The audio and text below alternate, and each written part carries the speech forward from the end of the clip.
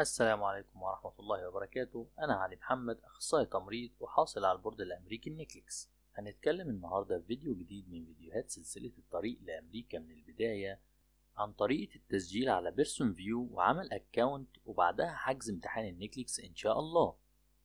لو ما سمعتش الفيديوهات اللي فاتت من السلسلة لازم ترجع تسمعهم علشان تتابع معايا. هنتكلم أول حاجة عن طريقة التسجيل على بيرسون فيو، وده بيكون آخر حاجة بعد تسجيلك في البورد وعمل البصمات والتقرير ظهر في البورد. هتلاقي فاضلك إنك تفتح أكاونت على موقع بيرسون فيو، وده موقع الشركة اللي عندها سناتر الامتحان واللي بتقدر تحجز الامتحان من خلاله. مهم جدا إنك تتأكد وإنت بتسجل على أكاونت البيرسون فيو إنك تكتب اسمك بطريقة صحيحة زي الباسبور بالظبط، لأن لا قدر الله لو كتبت حاجة أو حرف غلط ممكن تتمنع من دخول الامتحان. ده اللينك اللي هتدخل عليه علشان تسجل على اكونت البيرسون فيو، ممكن تجيبه من جوجل عادي.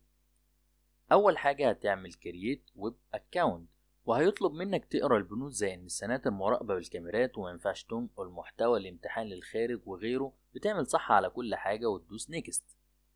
بعدها بيطلب منك تدخل بياناتك الشخصية اللي هي البيرسونال انفورميشن. اول حاجة اللقب سواء مستر او مس على حسب انت ذكر او انثى، وبعدها الاسم الأول زي الباسبور بالظبط، والاسم الأوسط والاسم الأخير، وإحنا كمصريين ما عندناش suffix اللي بعدها زي محمد الرابع مثلا وهكذا. ومن تحت بندخل الإيميل بتاعنا ونعيد دخوله مرة تانية. تاني صفحة وهي الكونتاكت انفورميشن، بتدخل عنوانك والدولة والمدينة وهكذا، وبعدها بتدوس نيكست. تالت صفحة وهي معلومات إضافية، بيطلب منك الاسم الأخير بتاع الأم وتاريخ ميلادك وهل انت ذكر ام انثى. بعدها بتسيب خانة السوشيال سيكيورتي نمبر، دول اللي متواجدين في امريكا. وبعدها لو انت متزوج بيطلب اسم العائلة للزوج او الزوجة، لان في ناس بتسمى باسم زوجها وهكذا. والسؤال الاخير هنا لو كان ليك او ليكي اسم واتغير كان ايه والتاريخ بتاع التغيير، وبعدها بتدوس نيكست. اخر خطوة في انشاء الحساب على بيرسون، بتعمل يوزر نيم، بتجرب اسمك مثلا ورقم بعدها وهو بيقولك متوفر ولا لا، وتعمل كلمة سر قوية من 8 حروف وأرقام بأحرف كابيتال وسمول، ولازم تحفظهم كويس علشان لما يوصلك ال ATT اللي هو أحقية الامتحان اللي هتقدر تحجز الامتحان من خلاله، هتسجل اليوزر نيم والباسورد تاني. ضروري تبقى مسجل نفس الاسم على البورد ونفس الإيميل علشان يجيلك ال ATT. بعد ما سجلت وعملت الحساب هتدخل اللينك بتاع بيرسون فيو تاني بأكاونتك وهيظهر لك الداشبورد. كده هتدوس Start the Registration Process. بعدها بتختار I am seeking licensure in US. هيقولك نوع الامتحان اللي انت محتاجه ايه، هنختار النيكليكس RN. وبعدها بتختار الدولة اللي انت فيها، هنختار مصر وما نكتبش اي بيانات تاني، وبعدها ندوس Search. هيظهر لك انك تختار Egypt. وبعدها هيطلب منك انت مسجل على بورد ايه، هتختار مثلا تكساس، او انت لو نيو مكسيكو هتختار نيو مكسيكو.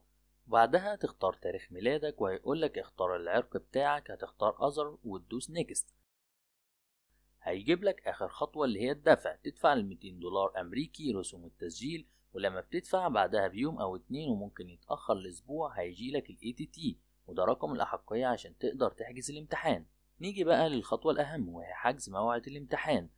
بعد ما بيوصلك ال ATT على الإيميل بيبقى رقم مع حروف حوالي 8. بتدخل لينك بيرسون فيو، بيظهر لك في الداشبورد انك ready to schedule، وده معناه انك جاهز عشان تحجز الامتحان. هتدوس على نيكليكس RN. هيجيب لك معلومات الامتحان ومدته اللي بتبقى حوالي 5 ساعات اللي هي 300 دقيقة ولغته انجليش، وباقي المعلومات هتضغط على schedule appointment. هيظهر لك هنا يقول لك دخل ال ATT اللي وصلك على الايميل بتاعك، هتدخله وتضغط نيكست. هنا هيظهر لك find test center، هنا هتدخل المكان اللي عايز تمتحن فيه، المدينة أو الدولة. والامتحان ممكن تمتحنه في كذا مكان، ومنهم دولة الهند فيها مراكز كتيرة جدا، في مومباي ونيو دلهي وحيدر أباد وغيرها، وفي دولة تركيا وفي جنوب أفريقيا وإنجلترا وماليزيا وفلسطين المحتلة. وكان من فترة في دولة قطر المركز بيفتح ويقفل، والفترة الجاية هيبقى فيه مركز في الأردن. طبعا الأقل في التكلفة لينا في مصر وسهولة التأشيرة وهي الهند. بنختار المكان، مثلا هختار مومباي، وهو بيظهر لك كل المراكز القريبة منك وتدوس سيرش. هنا هيظهر لك المركز اللي في مومباي في ولاية مهارشترا، وده اللي أنا امتحنت فيه وناس تاني امتحنت. انت اختار اللي يناسبك، وهتعلم على السهم بعد ما تختاره وبيظهر لك التاريخ اللي انت محتاج تمتحن فيه. اختار موعد قبل السفر على الأقل بشهر علشان تستخرج التأشيرة بتاعتك وتجهز نفسك وتحجز طيران وفندق وغيره. وبعد ما اخترت التاريخ هيظهر لك مواعيد الامتحان في اليوم ده. هيقولك عايز المواعيد بنظام 12 ساعة ولا 24 ساعة. انت هتختار ال 12 ساعة، وفي مواعيد بتبقى من 8 صباحا و3 عصرا وهكذا. انا مثلا هنا اخترت الساعة 3 ونص عصرا، ولما وصلت المكان بدري دخلت قبلها بنص ساعة وامتحنت عادي. هتدوس book this appointment، وبعدها بتدفع رسوم الامتحان وهي $177 أمريكي. ولو انت في أمريكا نفسها مش هتدفع الرسوم دي، ولما تدفع هيوصلك الموعد للامتحان والحجز على الإيميل بتاعك. الفيديو اللي جاي هنتكلم عن ازاي تحجز طيران وتحجز فندق بنفسك، وايه الأوراق المطلوبة علشان تاخد تأشيرة الهند من مصر، والمبلغ لكل حاجة، وتجربة السفر لمومباي وطبيعة الامتحان.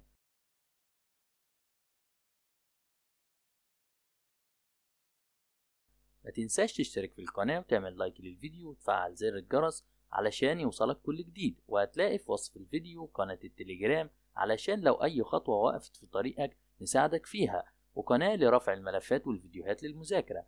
انتظرونا في الحلقات القادمة. دمتم في أمان الله.